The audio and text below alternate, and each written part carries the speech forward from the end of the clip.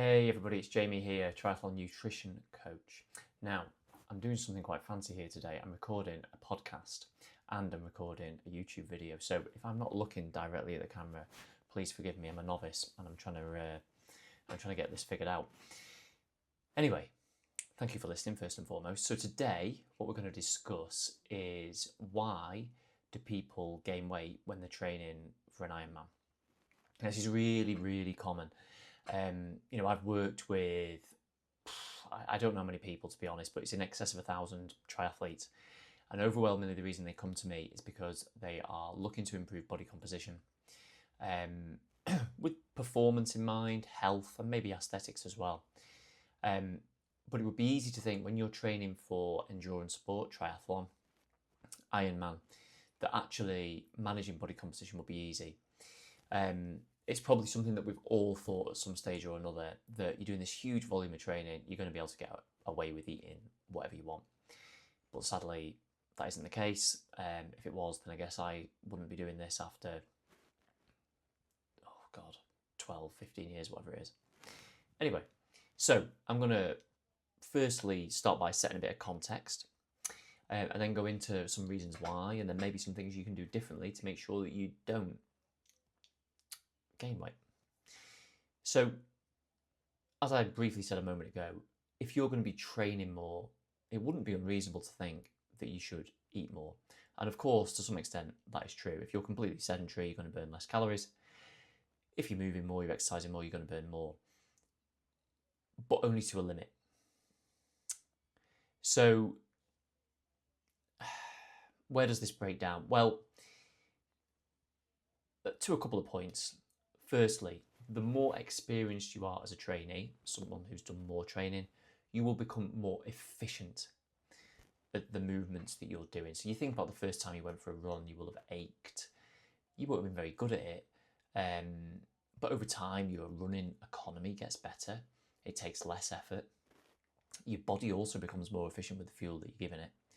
So as such, when you first went for that run, let's use random examples, but say you burn 500 calories, in time, you might only burn 400. And, you add that up across the course of a week, and that equals quite a lot of calories. So the body adapts. The more experienced you are, the more it will adapt. Also, one other important consideration is that training volume, when volume goes up, it obviously increases the stress that you're putting on your body. So when you increase stress, you increase appetite. It's a really well-known fact, any sort of stress, psychological stress, physiological stress, lack of sleep, whatever it might be, appetite is driven. Now, we could all talk about primal reasons for that. Maybe when you're stressed, you're noticing that there's more of a risk, and therefore, you go back in time, perhaps we would have got most stressed when there was risk of famine or danger or something related to food, and therefore we'd be like, I need to eat. But also, eating makes you feel better. So if you're tired, you're stressed, we can all self-soothe through eating more. It makes us feel better. Simple as that. Okay, so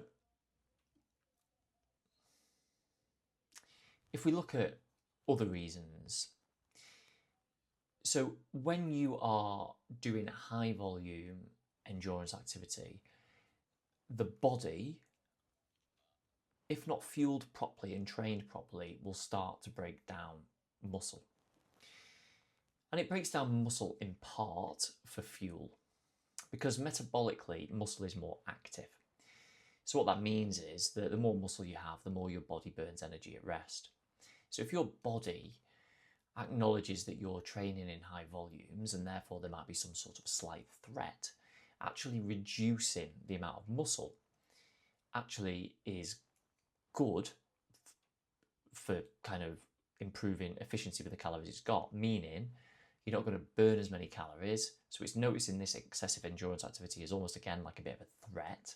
So because it's a threat, we drop muscle a little bit, our metabolic rate slows, and therefore we're at less risk of breaking down and ultimately, in the most extreme example, dying. So the body will start to break down muscle.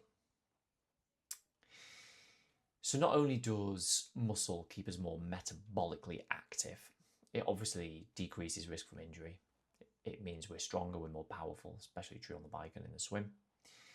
But it also increases our ability to deal with intake of carbohydrates. So essentially it improves insulin sensitivity. I've also heard it said it increases the way we sort of deal with the nutrients we receive. So nutrient partitioning was one way I've heard it said in the past. So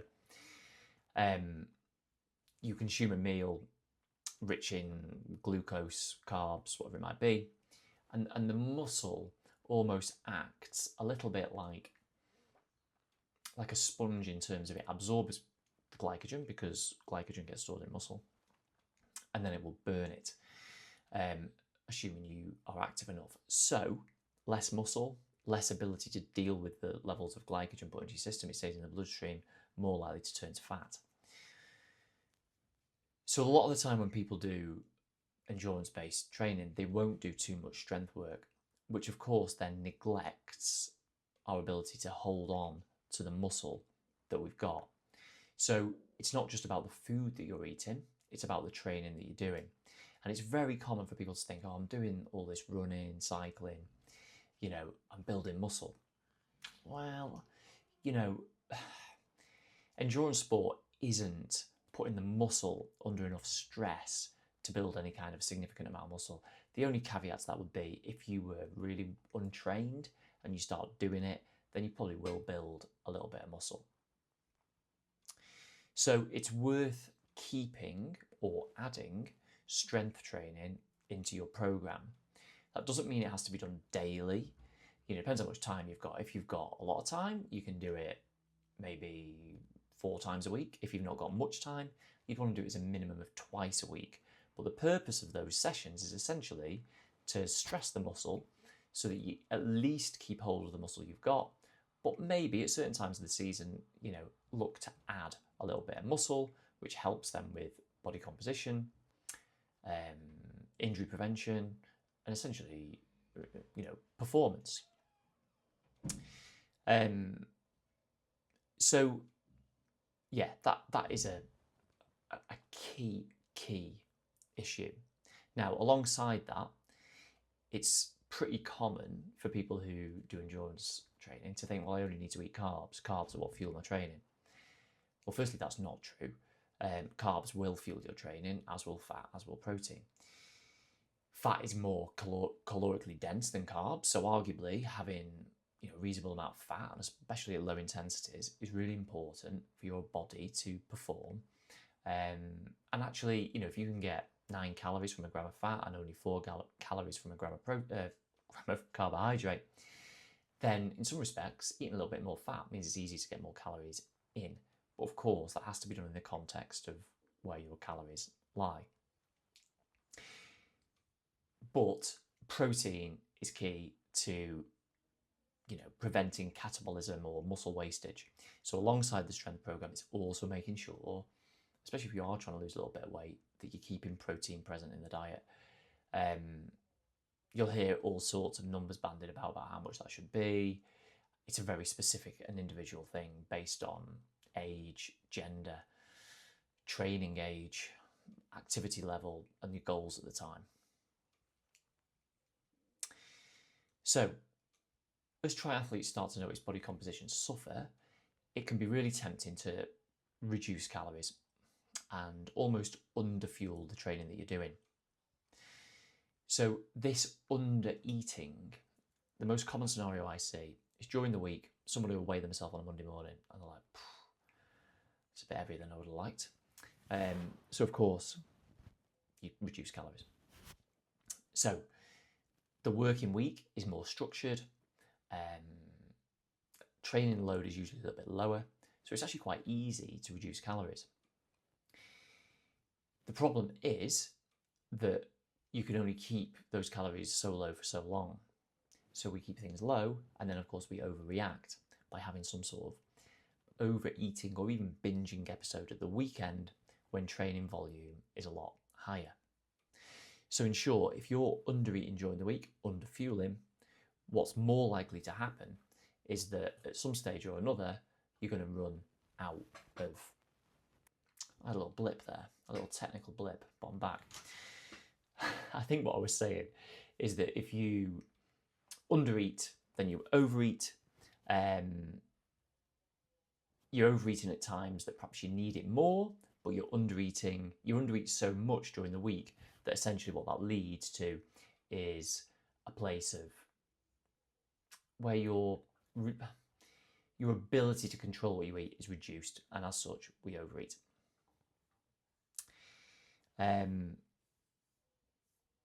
Okay, so why do we overeat? It's partly because we've underate, but also kind of, again, the stress we're putting ourselves under, it leads us into this position where we're just like, I actually can't take this anymore.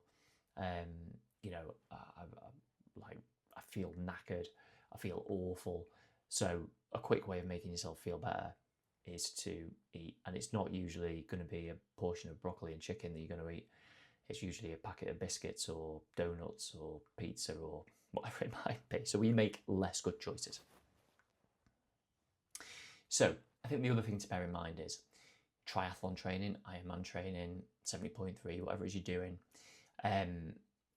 is not a fat loss protocol. As much as we'd like it to be, it isn't.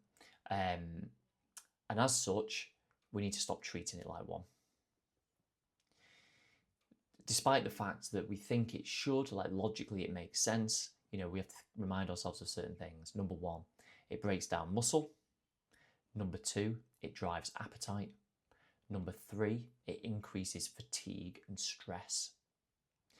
And number four, and this is a big one, it kind of legitimizes overeating psychologically.